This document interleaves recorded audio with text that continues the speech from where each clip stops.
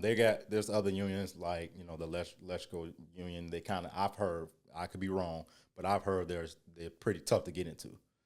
Some guys told me it took them 3 years before they even got the call to take their test to even get into the compared to how long it maybe took you. Yeah, and I tell guys if they're outside the union, they trying to go in. If you're close to getting your journeyman license, I personally will wait until you get your journeyman license and then come on board to the union. Because if you want to, let's say you at your 4-year mark to be eligible to take your test, and you say, man, I want to go to the union. The union may start you over at level 1. Why so? That's just because you're apprentice. So that's a big jump, though. Yeah. Sheesh. So you're apprentice. So they don't know what you know. Yeah. So okay, that makes sense. They may say, well, we'll put you at 2nd year, or you know what, you're gonna have to go 1st year. So you're gonna start all over again. Not so much with the hours, but as the union, yeah, you're gonna start all over again until I think with the union you have to have. I believe they want you to go through a 5-year program. Oh my God, he's such a loser. What's up, losers, and welcome back to another episode of the Popular Loser Podcast, where it's okay not to fit in. I'm your host, KD, and today we got us another job field. I'm going to let him introduce himself. This is a new guest.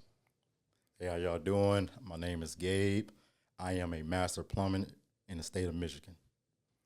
And master plumbing, what is the difference between like just being a regular plumber and a master plumber? So you got different levels, of course. So you start off as a apprentice, you got your apprenticeship, and then 4 years of being an apprentice, you get registered to take your test or eligible to take your test to become a journeyman.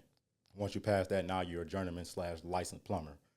Then after that, you have another 2 years. You have to wait a certain amount of hours, and then you get eligible again to take your test to become a master plumber, which that's what I am now. And so I'm assuming that's the highest one. Yeah, like I said, they got other certifications. Like if masters, the next thing I'm gonna try to get is my plumbing contractor license. That's my next goal. Probably by the end of this year for sure. So is that, I know you say contractor, a lot of times that means like independent. Is that what makes you be able to own your own business? Yep. So I can, of course, being a master, I can have my own business. I can have people work underneath me and sign them off as a apprentice. As long as they register through the state and they put my license number down, master license number down, then they can be a registered apprentice underneath my name and business name. So with the plumbing contractors, you can get commercial buildings and bid on them jobs. It just makes it easier. So that's the next goal for me. How does the bidding process work? It's tough. Of course, everybody's going to go with the lowest bid. Everybody. For sure. So if you put in a bid at, let's just say, for example, $2 million, somebody might just come underneath that, especially if they know somebody in that building. They may say, hey, put it at 1.5. You can't beat that because whoever's running that shop is going to get the lowest bid. So it can be tough, but as long as you keep going, you don't just stop at one. You just got to keep going. Bid at this one, bid that one, bid there. You're going to win a bid sooner or later. So when looking at jobs, like how do you decide on what type of jobs you're going to take? Being a master plumber currently. So I do a lot of residential houses. Don't get me wrong, I do commercial work. Bulk of my work comes from residential. So sometimes, like I even got a contract with Home Depot with a pro referral thing. So they normally send me notifications saying, hey, this customer needs a toilet installed, or this customer needs a water heater installed, or whatever. I get to choose what I want to take on. So if I feel like, you know what, let me give this said customer a call, and let's just see if I get the job. Of course, it's not guaranteed. You still have to talk to them and, basically, if quote unquote, sell them the job. And, I get to choose it. And if I want to, I can say, nah, I don't want to take on that job. Like, do I want to put in the tub today? Nah, I really don't want to. do I want to put in the toilet today? Yeah, I think I may do that. It's up to you. So day to day is it's up to me, if you will. And are you deciphering this, or you have somebody kind of like feeding you the intel of who to go to next? So I do have a business partner. Me and him kind of go back and forth, and we say, hey, you want to take on this job? He'll ask me, hey, do you want to take on this job? I'll say, yeah, I'll take it on. And then if I look at it, I'll say, hey, bro, this job came up with a water heater. Do you want to take this on? I got 3 jobs lined up already. He'll say, yeah, I'll take that on real quick. And if he need help, it ain't no problem. I'll get done what I'm doing, go help him out real quick. Then if I feel like taking another one, I'll take another one. And I know you said business partner. Go ahead and say the name of your business. So my business name is Powerhouse Plumbing, Inc. So in corporation, we just shorten it up to say INC. So, okay. And going into plumbing, a lot of people I feel like they kind of think they know what plumbing is. What is all exactly under the plumbing name? So with plumbing, it's a lot of the plumbers out there know every trade or plumbing trade. When you got a business, they'll have this quote on the wall, and it's a guy holding a wrench, and the quote says, "Plumbers protect the health of the nation." So a lot of people think it's just all about putting in this, put that in real quick, and that's it. No, we got a lot of health issues out there that plumbers take care of to make sure that the nation is safe. So that's just. Could you give me like some exact things? Because as a person that really doesn't know much about plumbing, right? I know, like, for example, what you said, putting in a tub or putting in a toilet. That's like what I knew you did. Yep. What are some things that you do for like the people who really don't know anything about plumbers? What are some things that you do like kind of day to day within your job? So going back to like the health thing, let's just say, for example, like I did this maybe 2 weeks ago, installed what's called a water power backup sump pump. So in a lot of people's homes, in their basement, they have a underground system with a sump pump. It's a pit, and the sump pump sits in there, and a lot of the rainwater goes to that pit, and that sump pump helps pump it up and outside the house. Most of the piping go underground outside, and so it doesn't flood, I'm assuming. So your basement don't flood. Now with the water power backup, that is another thing that you put in to just in case, let's say your power fails, it goes out, or the regular pump is old and it just don't work no more. If you don't have a backup, then your basement gonna flood because that primary sump pump has failed. So to ask a question to that, is that why most people's basements flood? Or is it mixed with some other issues? It's mixed with other issues. It's definitely mixed with other issues. But most, I'd say, and this can be debatable, I'll say maybe, let's just say 65% of them is coming from, if you got a sump pit in your basement. A lot of people don't know. They forget to check it. They think because they got it installed 4 years ago, it should last 10, 20 years, when in reality, it only lasts 4 to 6 years. And sometimes you can be lucky enough to let it last 15 years. Like the one I replaced, it was a 20-year-old sump pump. So I told him, hey, you need a water power backup. So that backup system is designed just in case the primary fails, it builds up to a certain level, and then the backup kicks on, and that helps it from flooding. So you have enough time to call your plumber out there, your local plumber, have them come out there and replace the primary sump pump. Because you don't want to just run the water power backup. It works off the water system. So I guess in itself, does it have its own intelligence to know when it's full? So you don't know, because that's why a lot of people don't check, because you don't know if it's going to fail. A lot of people, I normally recommend putting an alarm system. You can put an alarm in between. An alarm? Yep. For that? For that. So you can have your primary sump pump, and then just in the middle of that, you can have an alarm float in the middle of that. So let's say your primary fails. Pause for a second. This is something. This is something that people, I didn't know this. So this is something I'm pretty sure as homeowners out here right now that don't know this. This is important information. Continue what you were saying, but I did not know nothing about this. That you could put an alarm. Yep. To keep on. And they got alarms that you hang on, put on the wall, mount on the wall, or Wi-Fi alarms where it can notify your phone to your phone. So your primary fails, the water builds up, it goes to the flow of the alarm system. And then when that alarm alerts you, that lets you know, like, okay, my backup's about to kick on any minute. I need to call a plumber out here to replace my primary sump pump. So with the water power backup, going back to the health of things, because it's working off the water system. They got other ones like battery powered backup sump pumps. I don't really recommend that. I just don't like them personally. I like the water powered backup. Unless you is it any particular reason you don't like the one with the battery? Most of the time, you got to put distilled water in it. Maintenance. To me, I just don't like it unless you got like if you're on a well.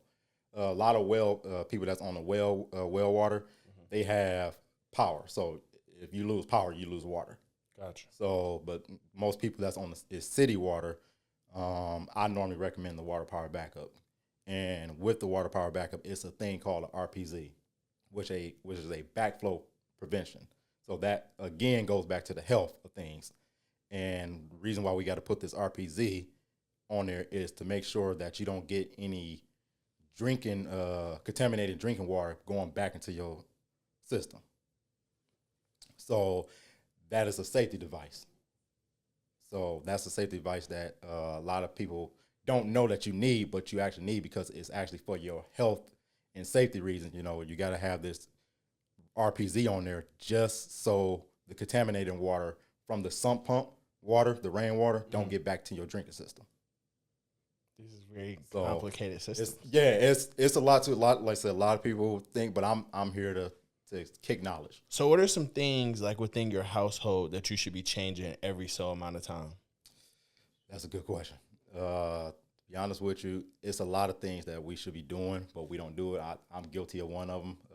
Like every year, you're supposed to flush your water heaters out every year because it has a lot of buildup in the bottom sediment, and the manufacturers always recommend you flushing them out. I'm guilty of it because I never did mine. You know, mine is 5 years old. I tell people if yours is already at 6-7 years old, I really wouldn't touch it because you might create some problems if you start flushing it now. Because of how much buildup. Yep. That sediment honestly probably could be blocking the pinhole that you don't know. But once you flush it out, that sediment comes out, and now you got a leaking tank. And now you're gonna blame me because you're like, you told me to flush my water heater, and now I need another one. So and they don't know that it's just because it's been 6-7 years, and you should be doing it every year. Yep, and that's why I always try to tell them before I do something. Hey, we can flush it out, but just so you know, if we do this could happen. And most people say, no, don't touch it, or okay, just go ahead, let's see what happens. But that's one of the things. Another thing is some people. Well, that's if you have it in your home. Some people have water filtration systems in their home. It's a filter that need to be changed every 6 months. But that's if you have it in your home. If you don't have it in your home, you ain't got to worry about it. What percentage of homes would you say have it in there nowadays? The people that love soft, nice tasting water, purified water.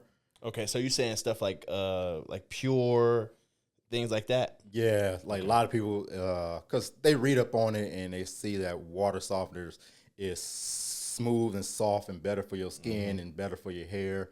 Of course, it's better for when you're washing, like, let's say, like, I'm into washing cars. So if you wash your cars, you know how sometimes if you wash your car and the sun hits it and it dries up, it leaves that little dry spot, little tear spot on there. If you have filter water, it won't leave that because you got rid of all the minerals and all the hard water that's in your drinking system. So, but again, that's if you have that in your house. What are some other things outside of those two would you say that people need to change every so often? That one, it's not too many things that you have to change often. It all goes back to, I guess you can say, how much hardness of water you have. Like if your water is super hard, that's another thing. that we test, most people test, is the hardness of water. That goes back to the water. When you say hardness of water, you mean like how it's coming out? No, for example, a lot of the water underground has chlorine in it. Gotcha. And when it enters to the house, the chlorine that's in the water underground is just to sanitize the pipe underground. Once it enters in your home, you no longer need that chlorine. So a lot of people get those water filters to get that stuff out of there. And then the hardness of water that's in your water system that's from underground, it comes through your house. We don't know it because we don't see it. But if you get a filter, you'll see that stuff all in there. It'll turn black. And then 6 months, you're like, okay, yeah, I need to change this thing. This is all dark. I need to change it out. So if you got a lot of hardness in your water and you don't know it, there's a lot of times where your faucet will start drinking. Or, I'm sorry, not drinking, will start leaking, rather. So let's say, for example, your kitchen faucet, you turn it in the off position. Next thing you know, you got a steady drip to it. Just dripping. And you're like, dude, this faucet is 2 years old. Why is it dripping? Sometimes that has to do with the hardness in your water system. All very interesting information. Yep. And you know, it's really a lot of people that's gonna watch this that own homes, own home for years, years and years, and not gonna know some of this information. Yep. And like I said, I tell people all the time that I don't know everything about plumbing. Even though I'm a master plumber, you learn something about plumbing every day. You know, there's certain things that I don't get into that other people, contractors, that's plumbers, they do every day. I just don't do it. And it's really up to me, because you can make a living out of plumbing however you want to. If you want to just focus on toilets all day, every day, you can do that and still make a good living. That's interesting. So you really can just focus on one part of plumbing and make a decent living. Yeah, if you master a certain thing, let's just say, for example, you love installing water heaters, and you master that. Hey, I like putting in water heaters and tankless water heaters. You can master that and only do that for a living, and you can make great money off of that. You got some guys that just want to test backflows, like that backflow I was just telling you about earlier. Some guys, you get certified. I'm not certified yet. Some guys get certified in testing backflows. We can install them, but you have to be certified to test them. So, interesting. A lot of guys on the side, they love just testing backflows, because if you got a sprinkler system at your house, you'll get a note from the city every year saying your backflow need to be tested. Now you got to reach out to a certified backflow tester to come out and test that for you. And is that more ways to, I'm assuming, make more money? Like, yeah. You know, being and stuff like that. Because you can charge whatever. So if you just want to strictly do backflows, you can say, hey, I'm gonna do this backflow. I charge $200 per house. So if you want to do 2-3 houses a day, you know, let's just do 3 of them. Now you can make $600 in less than 3 hours.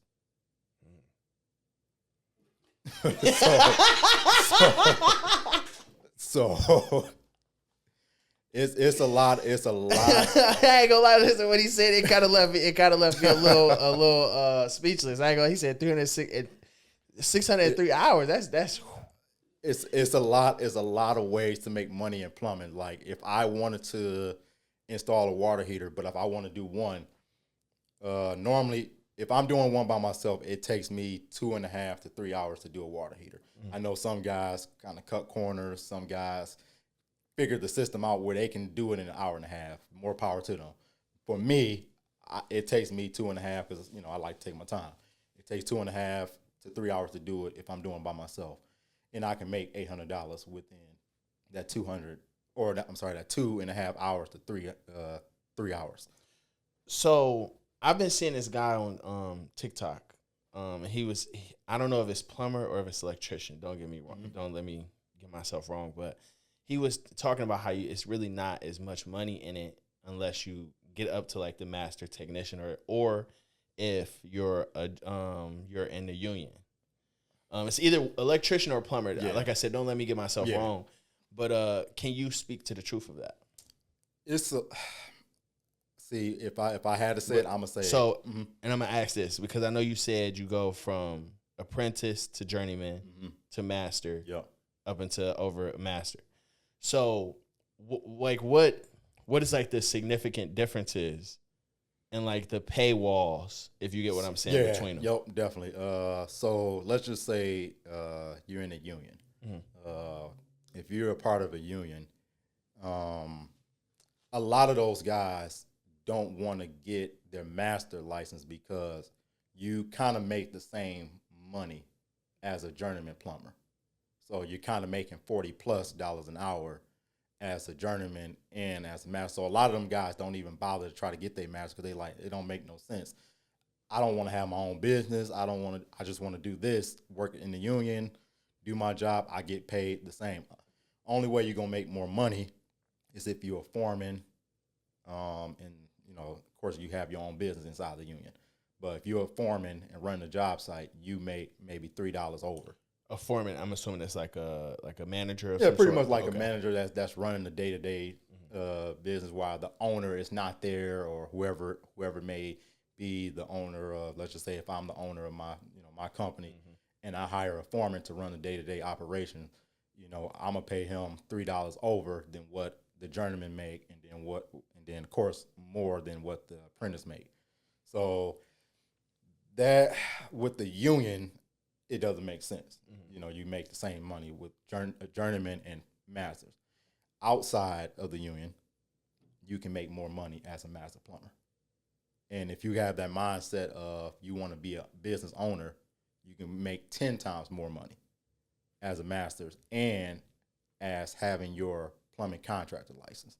Because like I said earlier, when you have your plumbing contractor license, you can start building on these jobs, commercial jobs that's starting to come available to us, like in Detroit, downtown Detroit, different areas maybe. So would that be stuff like apartment buildings as well? Yep. Okay. Yep. So like I said, but a lot of them want to hire not so much a master plumber. They like if you have your master plumber license, but they prefer you to have your plumbing contractor license, which that will take you a long way too. So outside of the union, you can make a lot more money rather being a journeyman. You can still make good money with being a journeyman plumber, but being a master plumber outside the union, you'll make pretty good money. So being in a union, would you recommend being in a union? Definitely. I'm still part of the union. Okay. So my story is a little bit interesting. I know we'll probably get into that. Go ahead. Yeah, go ahead. So I started outside of the union. And I worked for a company. I worked there for 5 years. And once I got my license, my journeyman license, I asked for a raise, and they wasn't able to give me the raise. So at that point, I'm like, you know what? Got to go. I got a family. My daughter was just born. And I'm like, yeah, I'm making decent money, but it ain't what I want, because I know these other guys getting this, getting that, and you got me stuck here. I need to go somewhere else. And the union gave me an opportunity and gave me pretty good money to be able to support my family. Is getting in the union hard? Not in the plumbers union. Okay. The union is, if I had to say, is pretty open. There's other unions like, the electrical union. They I've heard, I could be wrong, but I've heard they're pretty tough to get into. Some guys told me it took them 3 years before they even got the call to take their test to even get into the compared to how long it maybe took you. Yeah, and I tell guys, if they're outside the union, they're trying to go in, if you're close to getting your journeyman license, I personally will wait until you get your journeyman license and then come on board to the union. Because if you want to, let's say you at your 4-year mark, to be eligible to take your test, and you say, man, I want to go to the union. The union may start you over at level 1. Why so? That's just because you're an apprentice. So that's a big jump, though. Yeah. Sheesh. So you're an apprentice. So they don't know what you know. Yeah. So okay, that makes sense. They may say, well, we'll put you at 2nd year, or you know what, you're gonna have to go 1st year. So you're gonna start all over again. Not so much with the hours, but as the union, yeah, you're going to start all over again until, I think with the union, you have to have, I believe they want you to go through a 5-year program with the union. What is the process of getting into the union? So the process when you're trying to be an apprentice, when you're trying to learn about plumbing and stuff, and you want to get to the union, they have you do this work keys test. I forget the building that it's different other buildings that you can take it at, but you have to take a work keys test to get in. Once you pass that work keys test, then you'll get the call. I believe, I could be wrong, but they'll send you through a couple of interviews and stuff. But once you pass that test, that's the main part. Once you pass the work keys test, you'll be good, and you'll get the call to be on board to be a part of the union.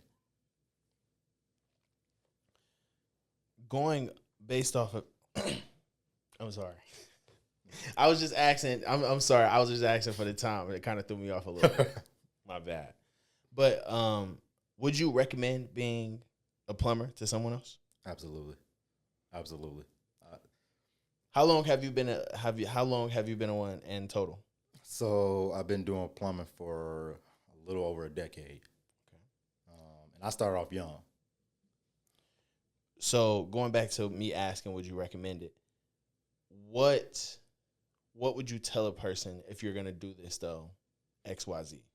Don't quit, because a lot of guys, what they do when they get into starting off with plumbing, they see, let's just say I'm doing a water heater, and they don't understand. They're like, dude, this is tough. Or I'm replacing some drain pipes, and like, wait, what? A lot of guys let that get to their head, and they say, man, I ain't gonna never understand this. I don't know what to do.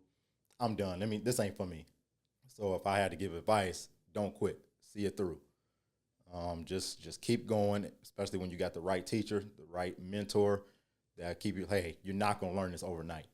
It's going to take a year at best to actually understand, okay, I can do this. This is good. So I would recommend it, and I would tell them, don't quit. Okay. I got 3 more questions for you.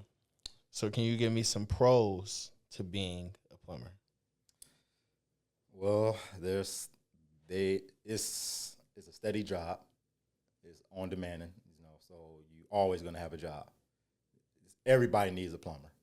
No matter, like I said, that's why I said if you go union, non-union, everybody needs a plumber.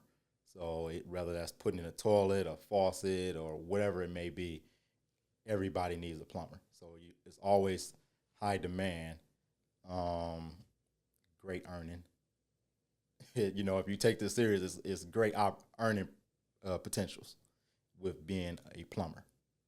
And then when you get your certifications, your license, your certifications and everything, you can make 10 times more. So you can make $100K a year being a plumber easily, if not more. So that's something for y'all. What would you say your cons are? Well, of course, a lot of people, when they think about plumbing, they think about poop. Let's call it what it is. Sure. That's what they think about. I know I can count on one hand how many times I actually dealt with poop. The con is sometimes you may have to take the emergency calls. There's times where you may have to get up in the middle of the night. I had to leave at 3 a.m. one day. I had to leave my wife and actually go and take care of this call. So a lot of people say, man, I don't feel like doing that. That can kind of fall as a con, and of course, it can get messy at times. Yeah. So, if you're dealing with raw sewage and everything, it can get messy and nasty. So that can be a con to a lot of people. But honestly, it's not too many cons with that. And my last question. What is, I know you said it's a constant job. What is like the workflow like? So, depending on what company you get with, if you're with a residential company, for example, they'll have dispatchers that if the dispatchers that I used to work with, they was great at, they know I was in a certain area, my first job will be in my area. So it may be 10 minutes away from me. And, they'll say, hey, Gabe, you got a customer water heater needs to be replaced, or potential water heater need to replace. Mm-hmm. You got to still go there and look at it and sell it. So you got day-to-day that if you with a company, a residential company, they'll have you, they'll give you your job. So most time it'll look like 3 to 4 jobs a day. And if you, let's say, sometimes, let's be real, let's call it what it is. All those jobs you're not gonna win. Somebody gonna say, "No, that's too much money. No, I got to talk it over with my wife. I got to talk it over with my husband." Whatever it may be. So sometimes you may have to do 6 calls a day because those jobs sometimes it go by quick. It may be like an hour, and then next thing you know, they don't want to go with the price. So now you got to go to another job. Sometimes that may not go your way. So sometimes they'll try to keep it at 3 to 4 jobs a day. But if you get those jobs quickly, then they'll go to like 6 jobs a day. If you with a commercial or a union job, you kind of know what you're doing because you're building from ground up or whatever the project may be. So you kind of know what your job's going to entail. So, hey, reading the blueprint. I know I'm on the water team. We're going to hang water lines up, and we got to go from this floor to that floor to that floor. Our goal for the day is to get 3 floors done today. It all depends. So that's kind of like the day-to-day, small little quick day-to-day operations with plumbing. And that's what it takes to be a plumber. As y'all know, I'm the host, KD. I'm going to let my guest shout out his business one more time before we get out of here. And I'm Gabe with Powerhouse Plumbing Incorporation. You can also follow me on TikTok at PHPlum. Also, my Facebook page is Powerhouse Plumbing, Inc. And then I have a website at www.phplum.com. And as y'all know, I'm KD, the host. And as y'all all know, at the end of the episode, what we all say, sub to the channel, do everything else to watch this because it is not for fun, but it is for funds. Loser out.